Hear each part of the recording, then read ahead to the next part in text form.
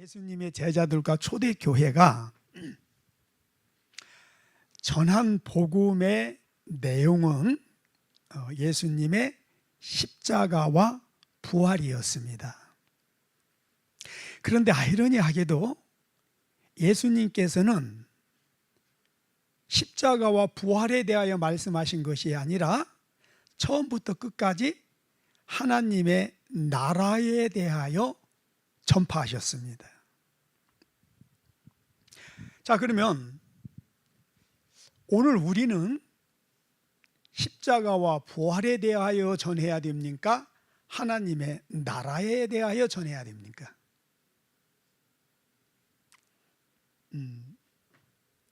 당연히 하나님의 나라에 대하여 전해야 되겠죠. 예. 물론 오늘 우리는 십자가와 부활에 대해서는 전할 필요가 없다, 그런 이야기가 아닙니다. 십자가와 부활은 하나님의 나라를 우리에게 주시기 위한 과정으로서 필요한 것입니다. 다시 말씀드리면 십자가와 부활은 하나님의 나라 안에 속해 있는 것이다. 예, 그렇게 이해하시면 좋을 것 같습니다. 마가복음 1장 14절에서 15절을 한번 보실까요? 요한이 잡힌 후 예수께서 갈릴리에 오셔서 하나님의 복음을 전파하여 이르시되 때가 찼고 하나님의 나라가 가까이 왔으니 회개하고 하나님을 믿으라 하시더라. 아멘. 자, 예수님이 이 땅에 오셔서 첫 번째 전한 복음이 뭐였어요? 하나님의 나라였습니다. 그리고 예수님은 돌아가시기 직전까지 제자들에게 계속해서 하나님의 나라에 대하여 전하셨습니다. 이와 같이 우리도 비록 우리가 예수님의 십자가와 부활을 통하여 구원에 이르렀지만, 그러나 우리가 궁극적으로 전해야 되는 복음의 내용은 하나님의 나라다라고 하는 것을 여러분 꼭 기억하시기를 바랍니다. 예. 자, 다시 말씀드립니다마는 십자가와 부활은 천국 복음의 핵심은 아니다. 천국 복음의 핵심은 뭐냐? 하나님의 나라다라고 하는 것입니다. 그리고 이 십자가와 부활은 성경은 정확하게 하나님 나라, 즉 천국 복음의 기초다, 이렇게 말씀하고 있습니다. 자, 히브리서 6장 1절에서 2절 말씀을 한번 보겠습니다. 읽습니다. 시작. 그러므로 우리가 그리스도의 도의 초부를 버리고 죽은 행실을 회개함과 하나님께 대한 신앙과 세례들과 안수와 죽은 자의 부활과 영원한 심판에 관한 교훈의 터를 다시 닦지 말고 완전한 대로 나갈지니라. 아멘. 자, 여러분 여기 보십시오. 너희는 이제 그리스도의 도의 초부를 버려라 라고 하시면서, 그러면 그리스도 도의 초부가 뭐냐라고 할 때에 십자가와 부활이다, 이렇게 말씀하고 있습니다. 여러분 이 말씀 공감하시나요? 우리가 공감하고 안 하고를 떠나서 성경이 지금 십자가와 부활은 예수 그리스도를 믿는 그 도의 초부다. 그러므로 너희는 더 이상 예수 믿고 구원받고 그리고 회개하고 부활을 논하는 이런 수준 차원에 머무르지 말고 더 어떠한 대로 나가라고요? 완전한 대로 나가라, 이렇게 말하고 있습니다. 그럼 여기서 완전한 대로 나가라고 하는 말씀은 뭘 의미할까요? 하나님의 나라를 말하는 것이지요. 예, 나는 개인적으로 그동안 한국 교회가 부활에도 이르지 못하고 그저 십자가라고 하는 그리스도도의 초보에 머물러 있지 않았나라고 하는 그런 아쉬운 생각을 많이 해봅니다. 실제로 한국교회가 그리스도도의 초보에 머물러 있다고 하는 많은 증거들이 그동안 교회 안에서 나타났습니다. 부활하신 예수님을 만나기 이전에 제자들을 한번 생각해 보실까요? 그들은 예수님이 십자가에 못 박혀 죽으신다라고 할 때에 계속 근심하고 걱정하고 염려했습니다. 그러다가 예수님이 십자가에 못 박혀 돌아가실 때에 그들은 예수님을 전부 부인하고 두려워서 자기 목숨을 보존하게 하여 전부 도망치고 숨어버렸습니다. 그런데 예수님 부활하셨고 부활하신 예수님을 다시 만난 제자들은요, 부활의 영 성령을 받은 이후에 어떻게 됐습니까? 그들은 그 두렵고 떨리는 공포의 십자가를 넘어서서 그 다음부터는 가고 담대한 믿음으로 예수님의 부활을 증거했고, 더 나아가서 그들은 하나님의 나라 안으로 들어갔습니다. 그리고 하나님의 나라 안에서 죄와 세상과 마귀를, 사망을 다스리고 정복하는 그런 믿음과 신앙을 가지고 살다가 전부 순교를 당하는 것을 보게 됩니다. 여러분, 우리도 이제 우리의 믿음과 신앙이 십자가에서 두려워 떠는, 십자가 밑에서 근심하고 걱정하고 염려하는 이런 신앙이 아니라 더 완전한데, 즉 부활의 신앙으로 나가야 되고 더 완전한 하나님의 나라 안으로 들어가서 죄와 세상과 마귀를 다스리고 모든 근심, 걱정, 염려, 두려움을 다스리며 이제는 예수님과 더불어 제자들처럼 왕노릇하는 그런 신앙생활로 나가야 될 줄로 믿습니다. 반드시 우리는 그런 신앙생활이 되어져야 됩니다. 언제까지 십자가에서 두려워하며 어떤 문제가 있을 때 근심, 걱정, 염려하며 어떤 작은 문제만 있더라도 낙심하고 절망하고 어떤 연약함이 생기면은 누군가를 찾아가서 도움을 청해야 되고 누군가를 의존해야 되는 그런 신앙생활을 해야 합니까? 이제는 우리가 거기서 벗어나야 됩니다. 여러분, 우리가 지금 예수를 믿은 지 1년 된 게 아니잖아요. 여기에 기본적으로 10년, 20, 30년은 다 넘었단 말이죠. 그렇다고 한다면 이제 우리는 예수 그리스도의 장성한 믿음의 분량에 이르러야 됩니다. 언제까지 어린아이 신앙에 머물러 있을 것입니까? 십자가 밑에 머무르는 신앙은 어린아이의 신앙이다. 그건 기독교인으로서의 어떤 초보에 머무르는 신앙이다라고 하는 것입니다. 자, 다시 한번 말씀드립니다. 십자가와 부활은 천국 복음의 핵심이 아니다. 천국 복음의 핵심은 하나님의 나라다.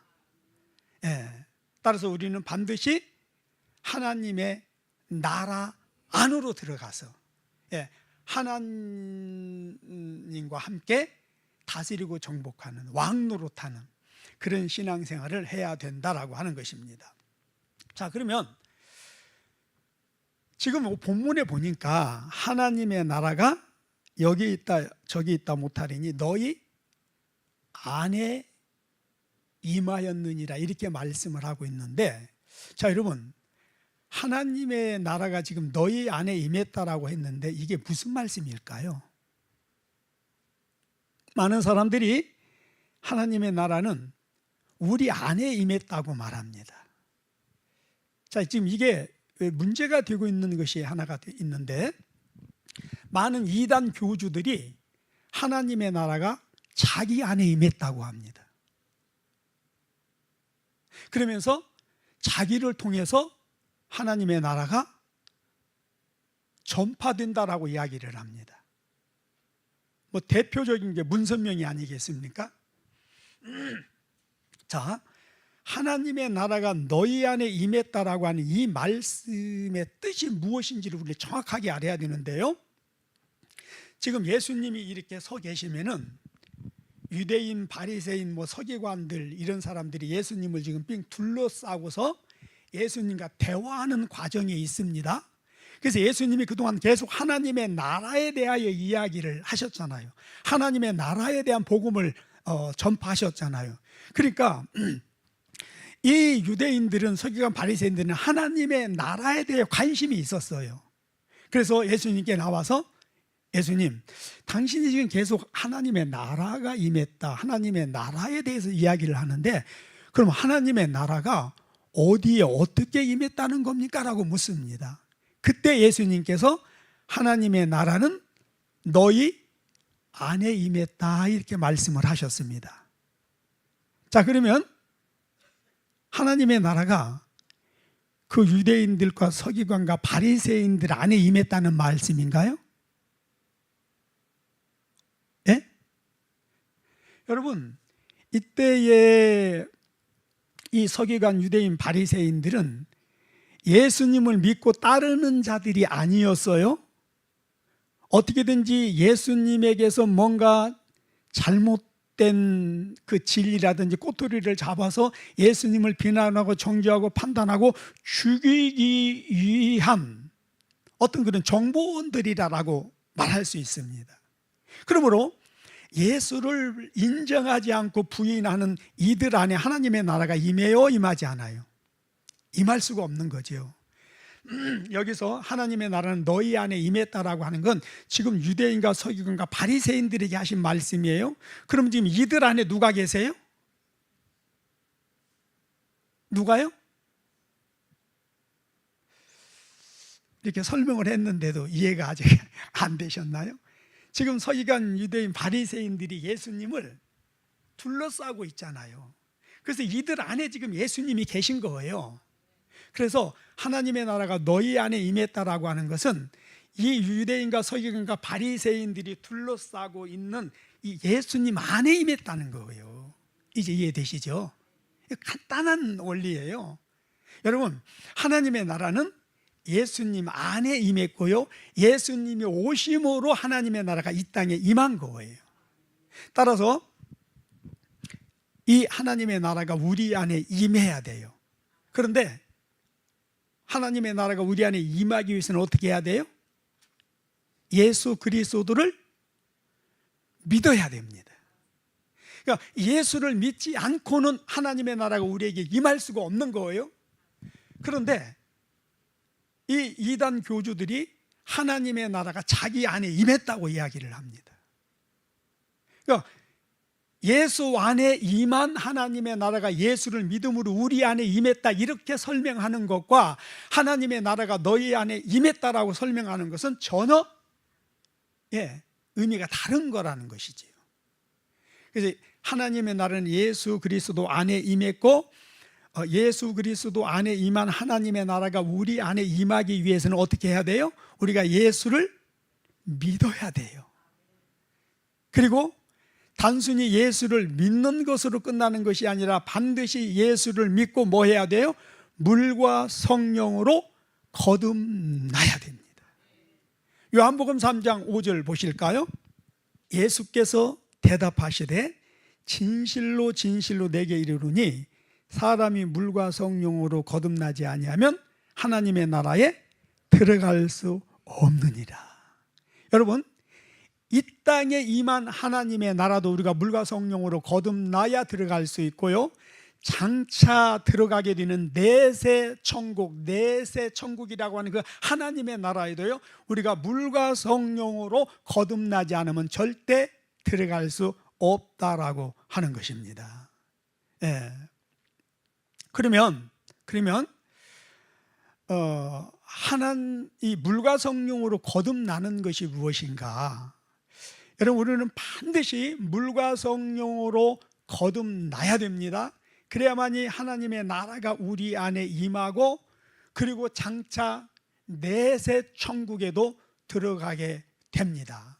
그러므로 이제 우리는 단순히 교회를 다니는 차원이 아니라, 이제 예수 믿고 교회를 다닙니까? 그렇다면 반드시 물과 성령으로 거듭나는 것이 무엇인지를 알아야 되고, 물과 성령으로 거듭나는 은혜가 있어야 됩니다. 자, 물과 성령으로 거듭나는 것이 무엇인가요? 물과 성령으로 거듭난다는 것은 그냥 쉽게 죽었던 우리 영이 다시 살아나는 것이다. 그렇게 이해를 하시면 됩니다. 창세기 2장 7절 봅시다. 창세기 2장 7절 읽습니다. 여호와 하나님이 땅의 흙으로 사람을 지으시고 생기를 그 코에 불어넣으시니 사람이 생명이 된지라 그랬습니다. 인간은 하나님의 영, 하나님의 생명을 받아서 살아 움직이는 생명체가 되었습니다. 여기에 생기라고 하는 것은 하나님의 영을 말하고, 또 하나님의 생명, 또 성령을 의미하지요. 그래서 우리 인간이 이렇게 살아 움직이는 생명체가 된 것은 하나님의 영을 받았기 때문이에요. 하나님의 영, 하나님의 생명, 하나님의 성령을 받기 이전에 인간은 어떤 모습이었어요? 흙으로 하나님의 모양과 형상대로 지음을 받았지만 어때요? 움직이지 못하는 생명체가 아니었다는 것이지요.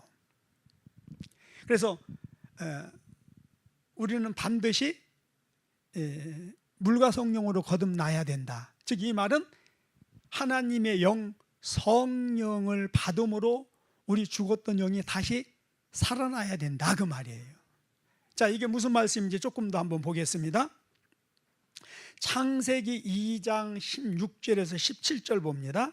창세기 2장 16절에서 17절 여호와 하나님이 그 사람에게 명하여 이르시되 동산 각종 나무의 열매는 내가 임의로 먹되 선악을 알게 하는 나무의 열매는 먹지 말라.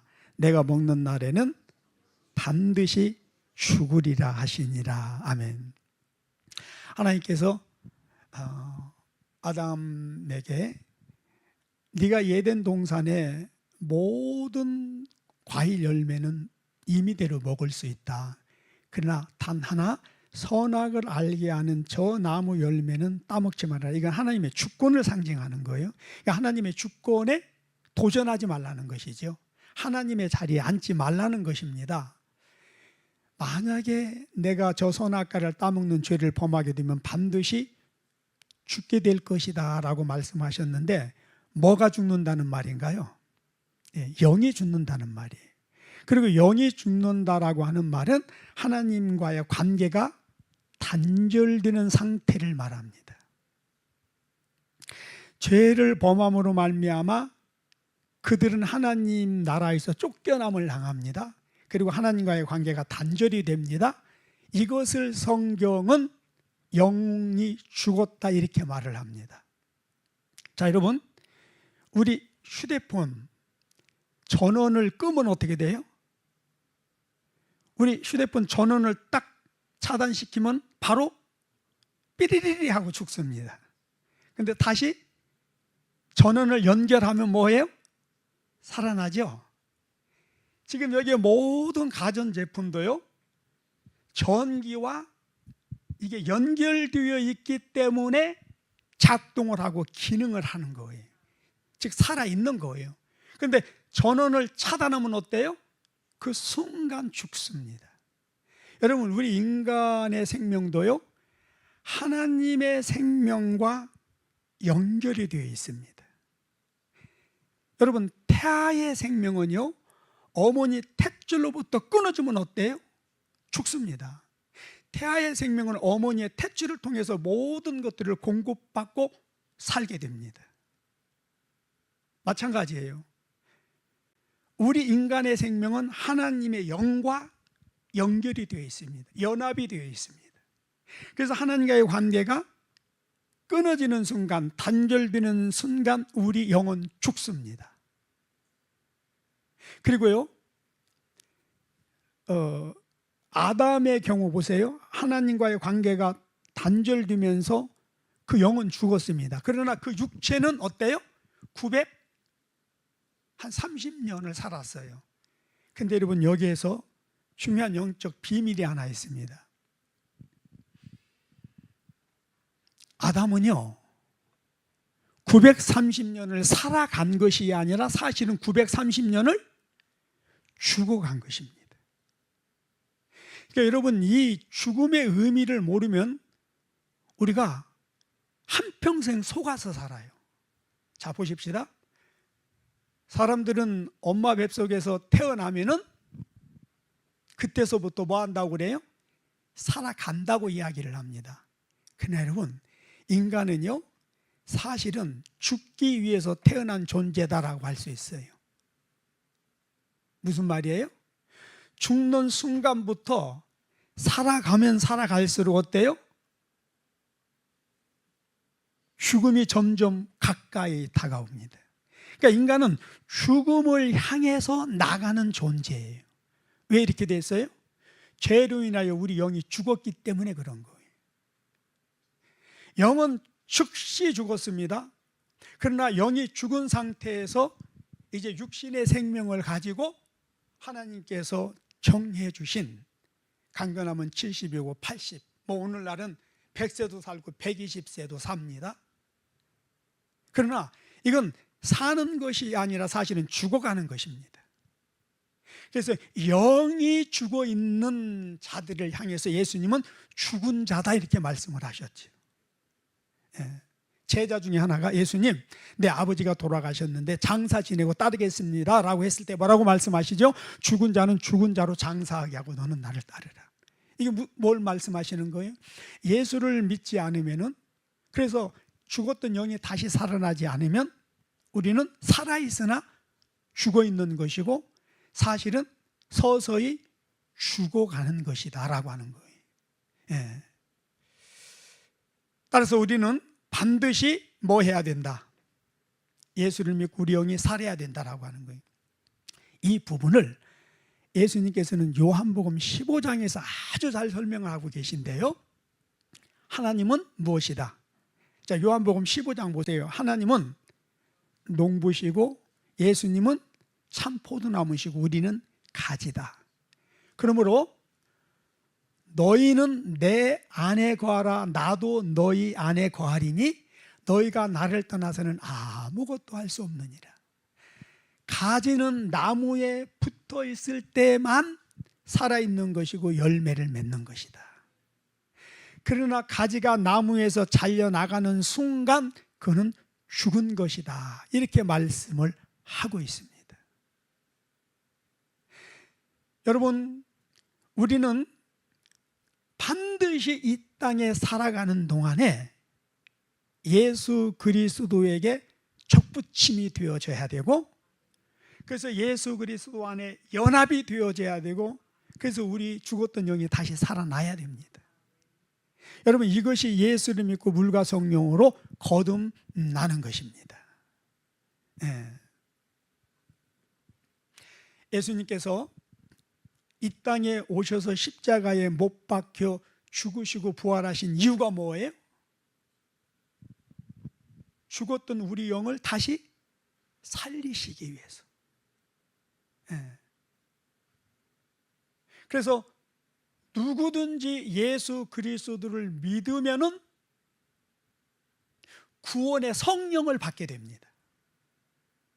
그냥 예수를 믿기 때문에 구원받고 뭐 제사함 받고 구원받고 영이 살아나는 것이 아니라 예수를 믿고 우리가 죄사함을 받게 되면은요 반드시 우리의 영을 살리는 이 구원의 성령이 우리 안에 오십니다. 그래서 그 성령으로 말미암아 죽었던 우리 영이 살아나는데, 그게 무슨 말이에요? 하나님과의 관계가 바로 회복되는 거예요. 그래서 우리 영이 살아나는 겁니다. 예. 그래서 예수를 믿고 그냥 교회를 다니는 것과 예수 믿고 죄사함 받고 구원의 성령을 받아서 죽은 영이 살아나는 것은 차원이 다른 거예요. 자, 지금 문제는 교회 안에 신앙생활을 오랫동안 하는 분들이 많은데 아직까지도 물과 성령으로 거듭나는 것이 무엇인지 모르고 다니는 분들이 많다는 거예요. 물론 물과 성령으로 거듭만 나면은요, 이 진리, 이 지식을 몰라도 구원받는 데 상관이 없어요. 근데 문제는 실제적으로 물과 성령으로 거듭나지 못한 자들이 많다는 거예요. 여러분, 우리가 예수를 믿고요, 죄사함 받고 구원의 성령을 받음으로 물과 성령으로 거듭나게 되면은요, 이 진리를 알게 되어 있어요. 내가 알고 싶어서가 아니라 하나님이 알게 하세요. 하나님이 듣게 하세요. 그래서 우리가 이 진리 위에 견고하게 세워지고 이 진리에 대한, 이 물과 성령으로 거듭난 것에 대한 확신을 가지고 살아가게 하시는 거예요. 그러나 물과 성령으로 거듭나지 못한 자는 이런 진리를 들어도 듣지 못합니다. 관심도 없습니다. 여러분 자신은 어떠신가요? 한번 자신을 뒤돌아보시기를 바랍니다. 예. 그래서 우리의 신앙생활이라고 하는 것은요, 물과 성령으로 거듭남으로부터 시작이 되는 겁니다. 물과 성령으로 거듭나지 못하면요, 그냥 종교적으로 교회를 다닐 뿐이지 절대 참된 하나님을 믿는 신앙을 가질 수 없습니다. 그리고 무엇보다도요, 물과 성령으로 거듭나지 않으면 하나님의 말씀대로 살아갈 수가 없습니다. 그러나 물과 성령으로 거듭나면은요, 자동적으로 본능적으로 하나님에 대한 관심이 생겨요. 그리고 하나님의 말씀을 볼 때에 부분적이나마 이해가 되고 깨달아지는 것도 있고요, 또 하나님의 말씀을 들을 때에 그 성령이, 내가 아는 것이 아니라 내 안에 계신 구원의 성령이 깨닫게 하세요. 듣게 하세요. 알게 하세요. 그리고 순종할 수 있도록 이끌어 가세요.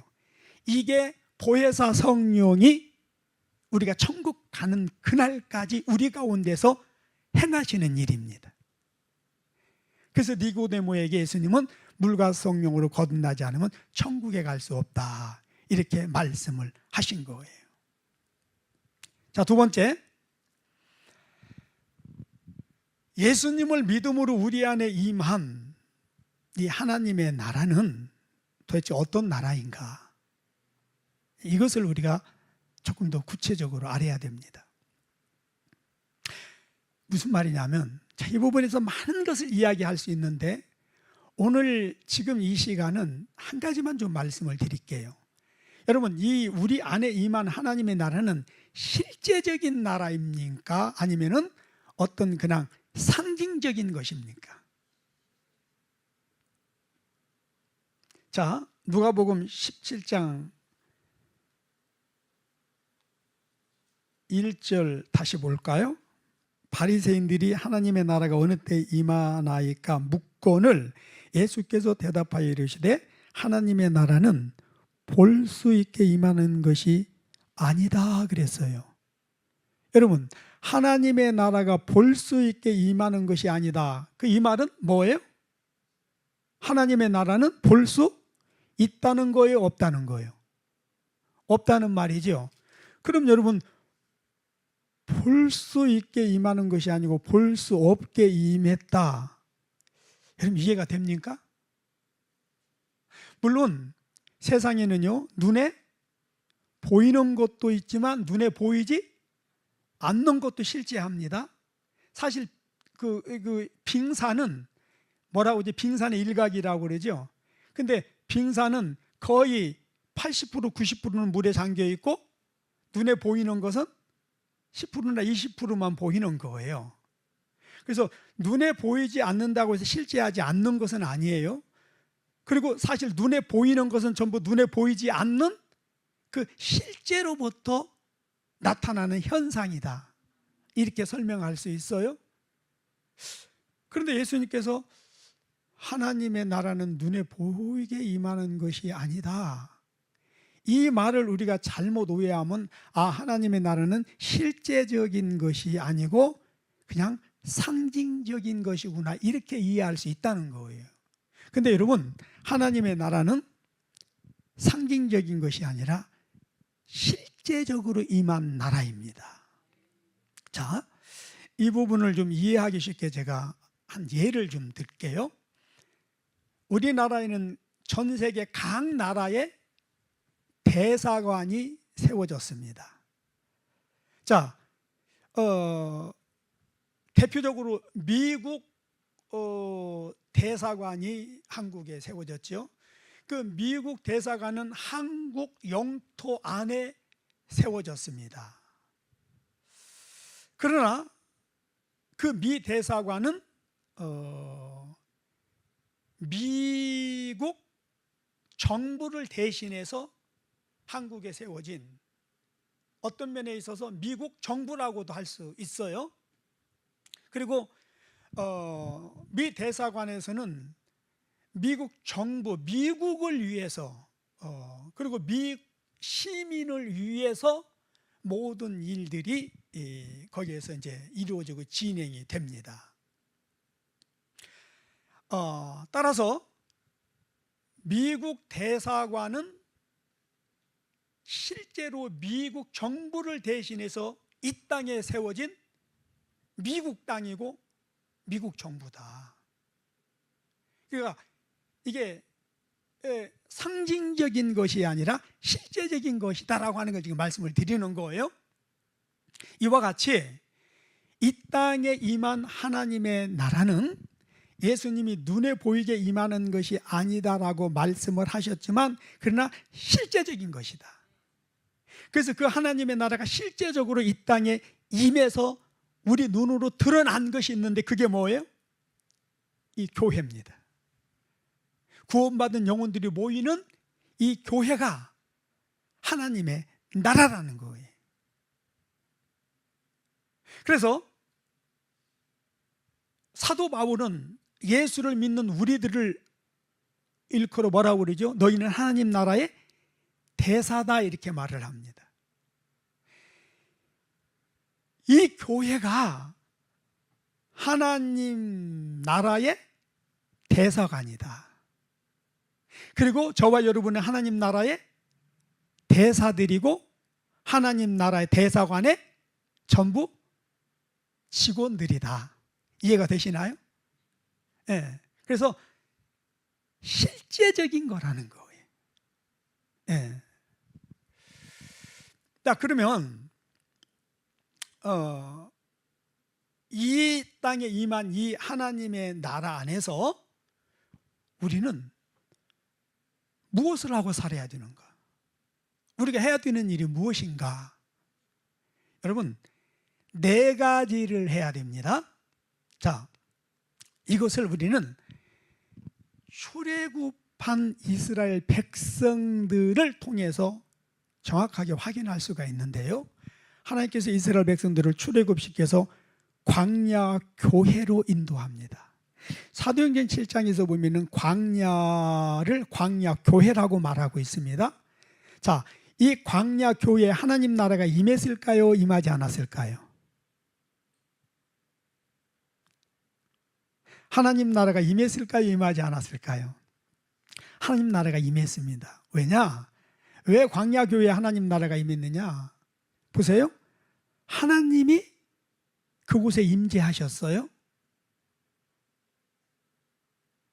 그래서 하나님의 나라가 임한 거예요. 또 성령의 지도와 인도하심이 있었어요. 또 하나님께 아침 저녁으로 상번제를 드리는 예배가 있었어요. 하나님의 말씀이 선포되었어요. 자, 그럼 하나님 나라가 임한 거예요? 임하지 않은 거예요? 하나님의 나라가 임하지 않으면 하나님이 임재하지 않습니다. 하나님께 하나님 인도하시지 않으면 하나님께 드리는 예배도 없습니다. 성령의 지도와 인도도 없습니다. 예배도 없어요. 하나님의 말씀도 없습니다. 자, 그러면 그 광야 교회 안에서, 그 광야 교회 안에 임한 그 하나님의 나라 안에서 그들은 무엇을 하며 살았을까요? 자, 40년을 살았잖아요. 세 가지를 했어요. 하나는 하나님께 제사, 예배하는 것을 했습니다. 그리고 그 예배하는 삶 속에서 성령의 지도와 인도하심, 공급하심이 있었습니다. 그리고 또 하나님께서 그 광야 교회 안에서, 그 하나님의 나라 안에서 그들에게 가르치시고 그들을 훈련했던 것이 두 가지가 있었어요. 신명기 8장 2절을 한번 보실까요? 내 하나님 여호와께서 이 40년 동안에 내게 광야길을 걷게 하신 것을 기억하라. 이는 너를 낮추시며 너를 시험하사 내 마음이 어떠한지 그 명령을 지키는지 지키지 아니하는지 알려 하심이라. 너를 낮추시며 너를 줄이게 하시며 또 너도 알지 못하는 내 조상들도 알지 못하던 만나를 내게 먹이신 것은 사람이 떡으로만 사는 것이 아니요 여호와의 입에서 나오는 모든 말씀으로 사는 줄을 내게 알게 하려 하심이니라 그랬습니다. 여러분, 지금 이스라엘 백성들은 젖과 꿀이 흐르는 안식의 땅, 시브리서 4장 이하에 보면은 계속 젖과 꿀이 흐르는 땅, 가나안을 안식의 땅이라고 말하고 있습니다. 즉 넷의 천국을 상징하는 거예요, 가나안은. 그리고 지금 광야는 뭐예요? 광야 교회. 예. 그래서 이 광야 교회 안에서 뭘 했냐면은 이들이 애굽에서는 예배 드렸어요, 안 드렸어요? 예배가 없었어요. 하나님이 누군지를 몰랐어요. 하나님과 단절된 가운데서 하나님과 상관없는 애굽 사람으로서 살았어요. 그러나 출애굽 이후에 하나님과의 관계가 회복되면서 이들은 하나님 앞에 예배를 드리게 됩니다. 그리고 하나님께서 이제 이 광야를 왜 이들에게 허락하셨느냐면은 가나안에 들어가기 위한 과정으로서 광야를 허락하시고, 이 광야에서 하나님께서는 40년 동안을 집중적으로 두 가지를 이들에게 가르치셨어요. 그게 뭐냐면은 하나는 하나님께 순종하는 것을 가르쳤습니다. 왜 순종하는 것을 배워야 하죠? 젖과 꿀이 흐르는 안식의 땅 가나안은 하나님이 주인 되시는 땅이고, 하나님 말씀에 순종하지 않으면은 들어갈 수도 없고 들어간다 할지라도 살 수 없는 곳이기 때문에 그렇습니다. 그래서 이들에게 집중적으로 순종하는 것을 가르치신 거예요. 그 다음에 또 하나는 이들의 사고와 가치관을 바꿔주는 훈련을 하셨어요. 무슨 말이냐면 여기 보세요. 사람이 떡으로만 사는 것이 아니라 하나님의 말씀으로 사는 것을 이들에게 가르치기 위함이었다, 이렇게 말씀하시잖아요. 자, 이들이 애굽에서 살면서 이들의 사고와 가치관 속에는 사람은 반드시 뭘로만 살아요? 떡으로만 산다고 생각을 했어요. 그런데 하나님의 백성들은 떡으로만 사는 것이 아니라 하나님의 말씀으로 산다고 하는 것을 이들은 모르고 있었잖아요. 그래서 이것을 지금 이들에게 가르치는 거예요. 그래서 애굽에서 살면서 애굽 중심으로 형성된 그 사고와 가치관을 이제 하나님 나라 중심의 사고와 가치관으로 바꾸는 훈련을 광야에서 집중적으로 하셨어요. 여러분, 지금 이 광야 교회 안에서 이 땅에 임한 이 하나님의 나라 안에서 하나님께서 우리에게 하나는 예배하는 것, 네. 그 다음에 하나는 순종하는 것을 가르치십니다. 그리고 또 하나는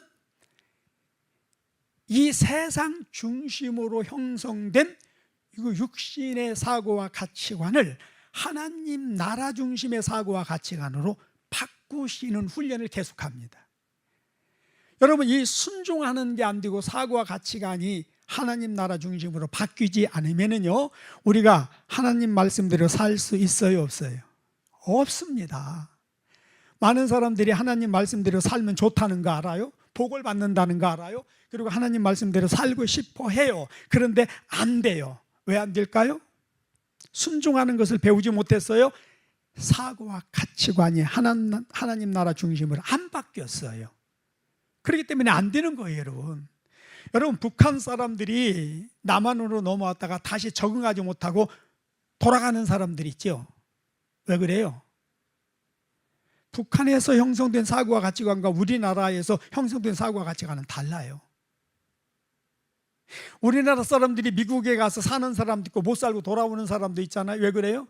문화가 다르기 때문에 그래요. 사고와 가치관이 다르기 때문에 그래요. 그래서 여러분, 우리는 반드시 이 땅에서 하나님께 예배하는 이 과정 속에서 순종하는 것을 배워야 돼요. 사고와 가치관이 확실하게 바뀌어야 돼요. 네. 그리고 광야에서는 하지 않았지만, 광야교회에서는 하지 않았지만, 우리가 이 지금 세상에서 우리가 한 가지 해야 되는 것이 더 있어요. 뭘까요? 여러분, 광야교회 안에서 전도하는 일이 있었어요, 없었어요? 선교하는 일이 있었어요, 없었어요?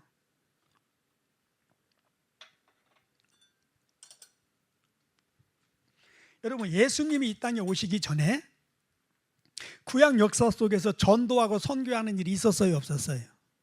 없었어요. 예수님은 이 땅에 선교를 통해서 영혼 구원하기 위한 목적으로 오셨어요. 그리고 예수님께서 우리에게 마지막으로 남긴 지상 명령도 뭐였어요?